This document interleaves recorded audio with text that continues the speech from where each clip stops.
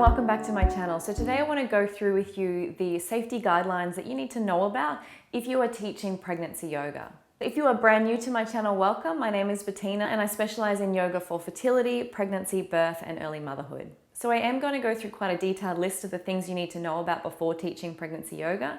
If you don't have a pen, don't worry. I have created a free basics guide. So I'll leave the link below. After you watch this video, you can come back and download that guide. So you'll have a list form of all of the things I'm about to go through, but make sure you stick around for the whole video because I will be going through these tips in more detail than what I can put in that guide. So the first thing that you need to know about when you're teaching pregnancy yoga is we don't put any compression on that belly.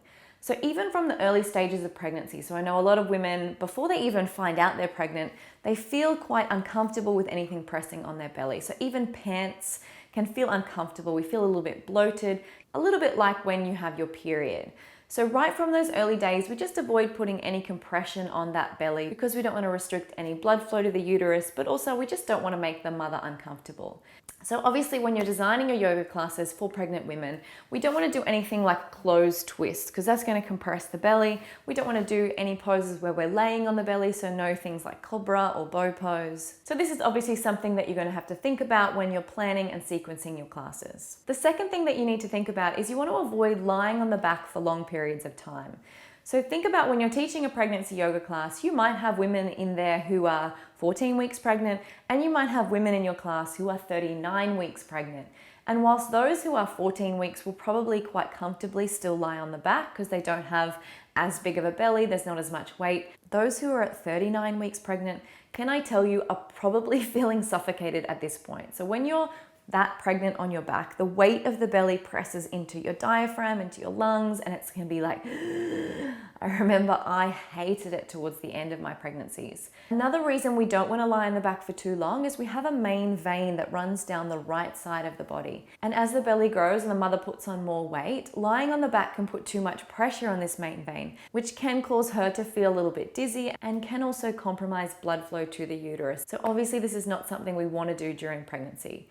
If you do want to get your students to lie on their backs for a short amount of time, you could put a cushion or a bolster under that right side. But honestly, especially when I have women in the third trimester in my classes, I just avoid lying on the back altogether. So the third thing you need to be aware of when you're teaching pregnancy yoga is you need to avoid abdominal exercises. Obviously, at this point in time, we're not going to be making a six-pack of abs. What the belly is doing is it's getting big and round. The abdominal muscles are separating, which is a natural thing for them to do during pregnancy. They have to open up to allow that baby to grow. But what we want to avoid is creating an ab separation that is greater than it needs to be, because that's just going to mean the mother has to do more work postpartum to bring the ab muscles back together. So anything that is a crunching action, we want to avoid. So even coming from lying to sitting, we want to avoid without using the arm. So always cue your students to bring their hands down to the ground and use the arm strength to press up or even roll to the side and push the floor away. That's a much safer way of getting from lying to sitting without doing that crunching action. Women can still do a plank in pregnancy. So if you're wondering, well, that's an ab exercise, can we do it? I definitely still include the odd plank in my pregnancy class. I usually give the option to come to the knees, but you will need to watch your students. So depending on where they are in their pregnancy, towards the later stages, those abdominal muscles just aren't strong enough to hold a plank and you'll start to see the belly coning. So if you see that, that's an indication that the abdominal muscles are no longer able to hold the weight of the baby and the abdominal organs in that position, and you need to give planks a bit of a miss for a while. Another thing to keep in mind when you're teaching pregnancy yoga is to avoid strong back bends. So if you think about the position that a back bend puts you in, it's creating an arch through the low back. Now, if you think about pregnancy, most pregnant women are permanently in that arched position as the belly weight drags them forward. So the weight of the belly is already creating that imbalance, drawing that belly forward and overarching the low back. So anything that increases that is probably not going to feel great for the mother. We really want to avoid doing any strong back pains that are going to make this condition even worse for her. Another thing to keep in mind when you're teaching pregnancy yoga is we really want to avoid any active inversions. So while some women may still feel comfortable doing headstand into the later stages of their pregnancy, in a pregnancy yoga class, it's not something that you really need to include. If you have an advanced yogi who is pregnant in your class, that's something that she can do in her own time you don't need to include the teaching of that inversion in your pregnancy yoga class. So I personally would only really ever do legs up the wall, maybe a gentle bridge on a bolster. But even with those, keep in mind, if you've got women in the later stages of pregnancy, lying on their back for those positions isn't going to be comfortable anyway. So remember, we want to avoid active inversions because of the risk of falling. They don't have the core muscles to support those poses at this time. And there's new research coming out that it can actually put too much pressure on the heart, which is already doing extra during pregnancy. It's already pumping around extra blood. We don't need to put any extra strain on the heart or the blood pressure of women who are coming to our pregnancy yoga classes. So on that note, we need to avoid holding poses for too long. Because of that extra blood that's pumping around the body, if you are holding, for instance, a warrior 3 for a long period of time, even if you're using the wall for support, it's putting a lot of extra pressure on the circulation in that leg, and it can become quite painful. Some women will also experience varicose veins during pregnancy, and so it's really just too much for that circulation in one leg if you're holding it for an extended period of time. So I always keep my yoga classes quite moving and flowing, moving in and out of poses.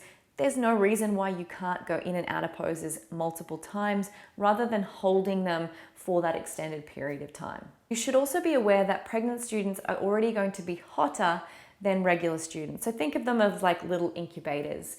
And we need to avoid overheating. So obviously a big no-no is coming to a hot yoga class. We completely advise against that if you are pregnant, but also keep in mind if you are teaching a power flow class and you have a pregnant student in your class, you want to make sure that they are resting enough so that they're not building too much heat in the body. If you are doing a pregnancy specific class, just be mindful of how much heat that you're creating in the body and give lots of opportunities to rest and really ground and cool in between poses that are more challenging. You should also be aware that these blood pressure changes can cause dizziness in your students. So you need to move from lying to sitting to standing in a slow, controlled manner. It's actually really difficult for pregnant women to do the full sun salutation and come down, especially if they're struggling with their blood pressure. I know for me, I always had low blood pressure during pregnancy, and just moving from a forward fold, coming to stand was really quite hard for me. I would always feel quite dizzy and lightheaded. So you can always walk slowly up the body using the hands, and that gives the blood pressure time to settle. And that way you're not going to risk injury by having someone feeling faint in your class, or even just giving them a negative experience of them feeling a little bit unwell in your class. We want to avoid that altogether. And then finally, you want to make sure that the women in your pregnancy yoga classes don't overstretch. So when you're pregnant, your body releases the hormone relaxin, which allows the hips, the pelvis to open so that the baby has room to grow, and then the mother is able to birth her baby. So this is a natural thing that occurs in the body. However, it doesn't just happen to the pelvis.